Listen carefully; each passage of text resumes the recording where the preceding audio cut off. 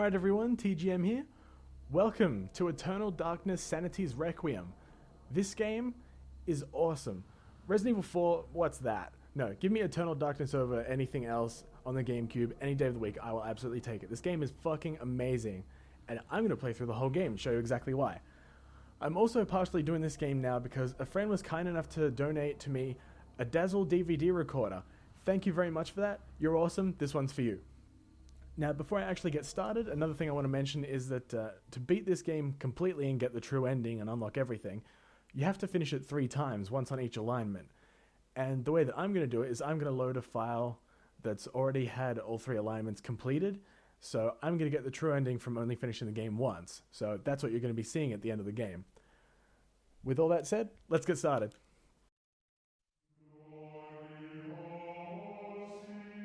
Flesh, bone, bound together with the oddest magical incantation. This wretched book is where it all began so long ago. Before time, before humanity. I am Dr. Edward Roivas. I am a clinical psychologist. I am also dead. This is not my story, nor even the story of the Roivas family. It is the story of humanity. Like it or not, believe it or not, as you will. Your perceptions will not change reality, but simply color it. Humanity has been on the edge of extinction for 2 millennia, ignorant of so much and dependent on so few. The Guardians grow restless, their time once again near. Whether by fate or misfortune, my family has crossed their path, and they didn't take kindly to it.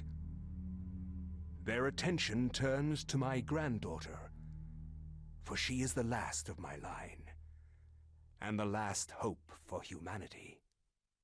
This is the game's introductory tutorial area type thing, where it doesn't tell you what any of the controls or anything really are, but here's a shotgun, here's a room full of zombies, defend yourself for 20 or 30 seconds till the next cutscene plays. Luckily I know what I'm doing, so I'll be absolutely fine. The only thing you really need to worry about is reloading the shotgun. So you can have one of those, you can have this. I know there's no real good reason why I'm alternating firing at the... Whoa, hello. Firing at the head and firing at the body. Just like to spice things up a little bit. Sometimes I like seeing their heads get blasted off and then being like, ow. And then they just get back up and don't really care.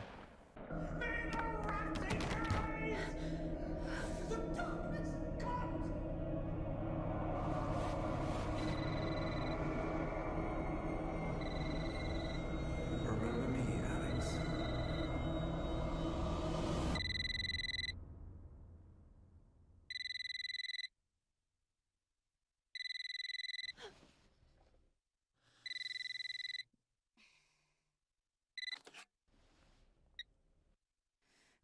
Hello? Miss Alexandra Roivas? Yeah, who's this? This is Inspector LaGrasse of the Rhode Island Police. I'm sorry to disturb you, but there's been an accident with your grandfather. I'll be on the next flight out.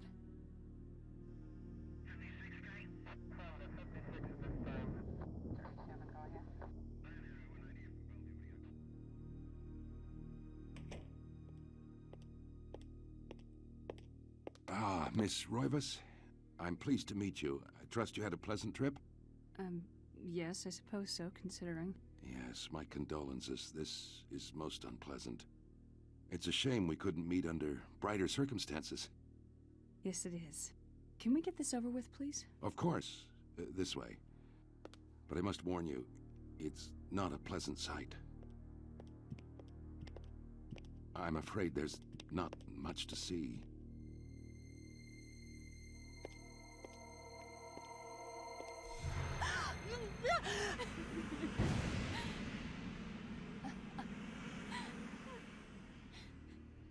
Miss Roivas, is that your grandfather, Edward? Yes, it's him. He's wearing our family ring. I don't understand. Why are you showing me this? Can't Can't you check dental records or something? What is wrong with you? I'm sorry.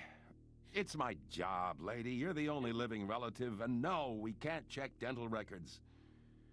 There's no head. None of this makes sense. There's no sign of intrusion, and there was certainly a lot of force used here. I have never seen anything like this in my 20 years on the force. We have no evidence except for the body, and what's left doesn't say much. Ugh, we don't have a single clue. Well, you better find out who did this. I'm not leaving Rhode Island until you do. There must be some clue in this old mansion revealing what happened. I want answers. So do I. I wish I had some.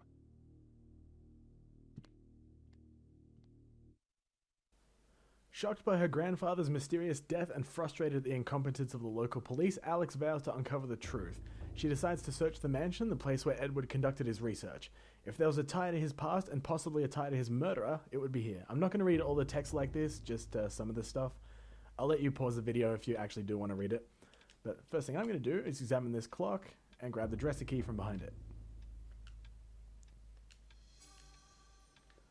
One other thing that I forgot to mention when I was doing my intro was that I was originally planning on playing through this game 3 separate times and recording all of them, uploading them, that kind of stuff.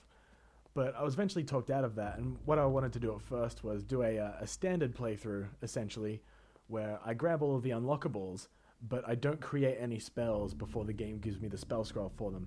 Then on the second playthrough, I miss all the unlockables intentionally, and also don't create any spells. But on the third playthrough, I get all the unlockables and missables, rather, I should say, and I do create some all of the spells before the game gives me the spell scroll, and that changes things up a little bit.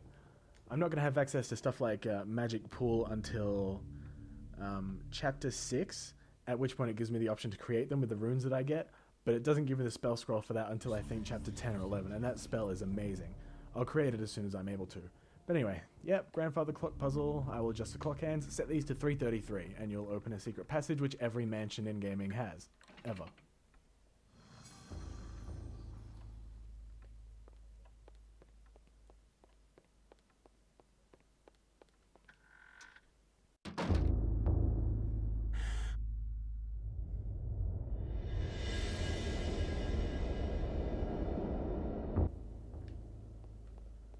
I'm going to search the room and pick up this.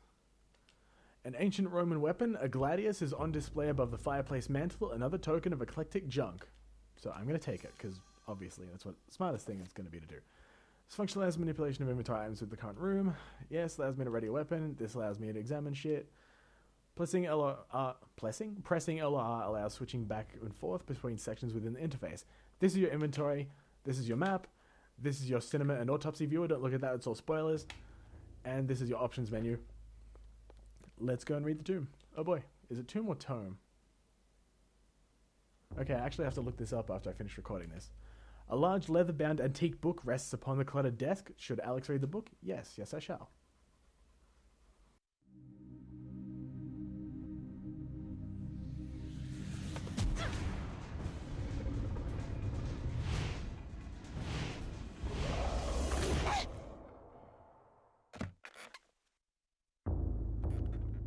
I had no knowledge of what was to come, nor did I care. How the knowledge changed me, it will also change you. As you read this, you will come to learn fear as I have. You too will come to understand, or you will perish. To think that once I could not see beyond the veil of our reality, to see those who dwell behind. My life now has purpose, for I have learned the frailty of flesh and bone. I was once a fool.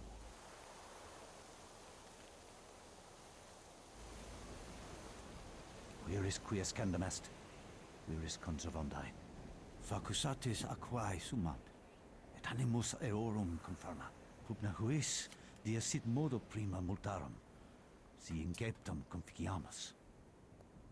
Quam primum, Centurio Augustus? I would like to compliment you once more on your battle tactics.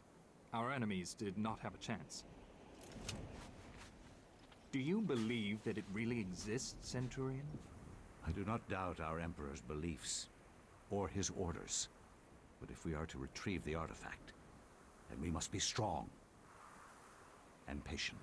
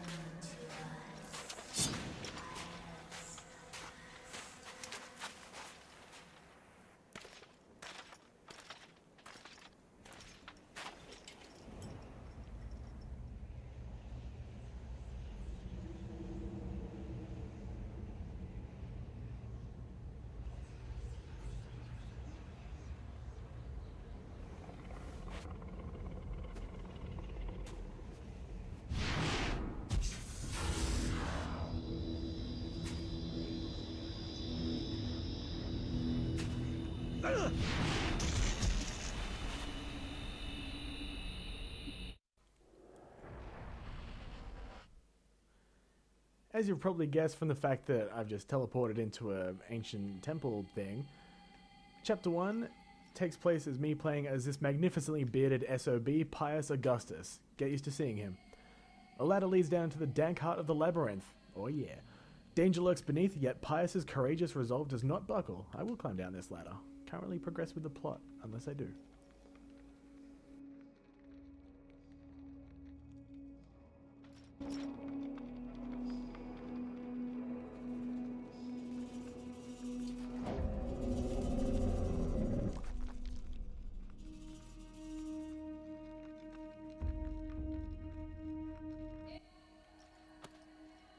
Sometimes torches pop like this just to scare you. I think it's kind of cool because your character turns their head towards it as well. If you don't take any damage in this chapter, which I don't intend to, then the game won't give you... What the hell? No, stop it. Then the game won't give you a tutorial about health, so I intend to skip that. I believe it gives you one later. Ooh. Oh, okay, I cut his arm off, so it wasn't like, oh no, I can't punch anymore. I'll finish them off for no reason. Later on, you'll get a tutorial about Sanity in Chapter 2, and then finishing stuff off will matter. It doesn't now, but I like doing it because I get to stab things.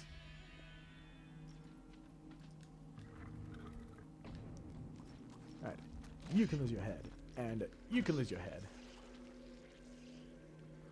Take this other granite block. You probably guessed by now that these are important to progressing, in case it wasn't already obvious.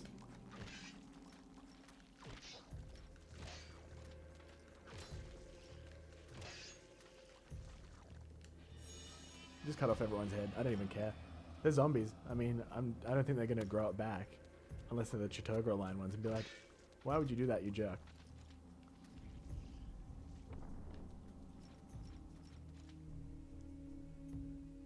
Cutscene showing me the easiest puzzle in video gaming history. And if you screw this up, then...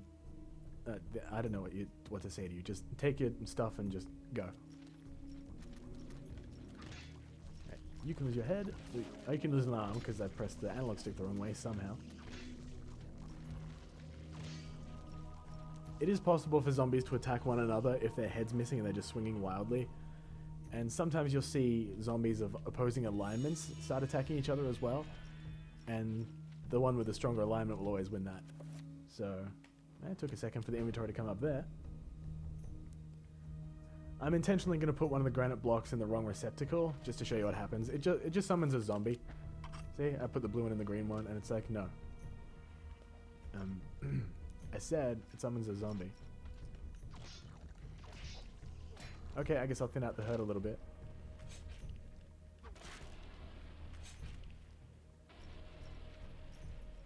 Okay, now do it. Game. We discussed this.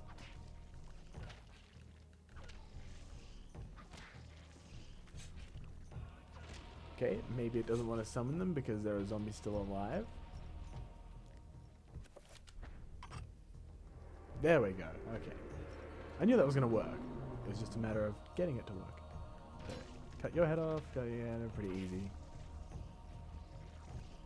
There is a combo that you can do by just pressing the A button without locking on, but it does so much less damage is what I was about to say. I'm not sure that's correct grammar. I don't believe it is. No. The only reason you'd really ever want to do it is because it has a different and sometimes cooler looking animation, but actually aiming for a limb and chopping it off does much more damage. It's a lot more effective.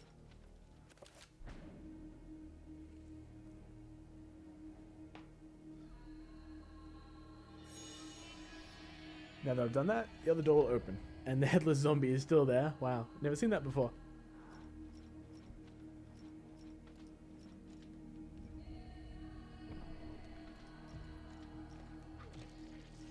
Just hit him once. Give him a friendly love tap while I'm running past. Pius, you must prove your worth by destroying this statue. Pressing R will enable Pius to select which target to attack. Releasing R slightly and then pressing it again will cycle between multiple targets. Pius can attack by... What? Pius can attack specific body parts while locked onto an enemy by moving the stick and pressing A. Use up to attack the head, use left and right to attack the arms. You can do this in like 2 seconds by doing that, this. Job done. Before the door even finished closing. And by closing, I mean opening. In case it wasn't different. Yeah. 3 zombies. I don't remember there being 3... Okay, well, I'll take it. How many times must I... Ooh, you almost got me. Oh, you almost got me too. I think I'll definitely be resigning from the Grammar Nazi Club. Like, I've already turned in my badge and gun, but I didn't hand in my resignation letter, so... Seriously, who confuses opening with closing? My word. Oh yeah, I gotta give you time to read this. Pause in the video. Okay, done.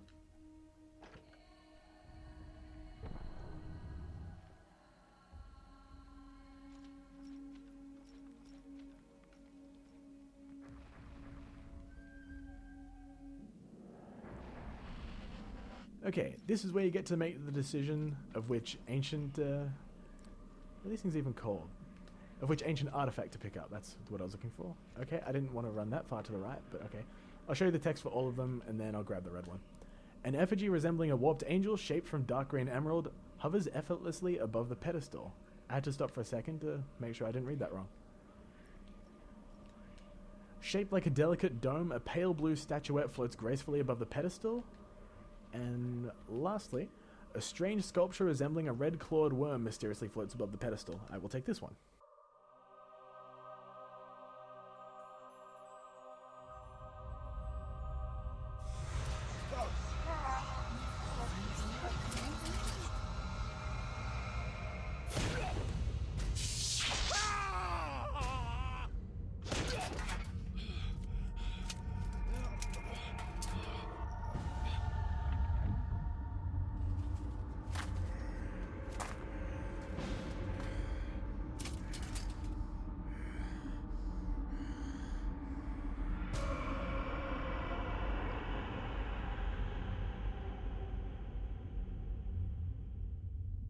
Eons have passed since then, and I have learned much.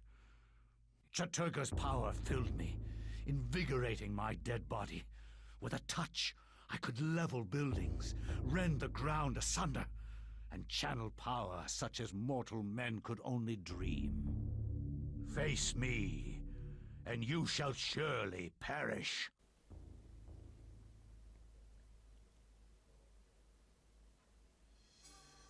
And now that I've actually picked up the Tomb of Eternal Darkness, I can read the chapter page that is behind me right here. Strangely, with the Tomb of Eternal Darkness in her possession, Alex can read the page. It is the chapter page from the tomb itself, and I kind of forgot to examine this before I actually picked up the book. Whoops. But I'm actually going to call it for this set. Consider this kind of an introductory episode while I get the game started. So, thank you guys very much for watching, and goodbye.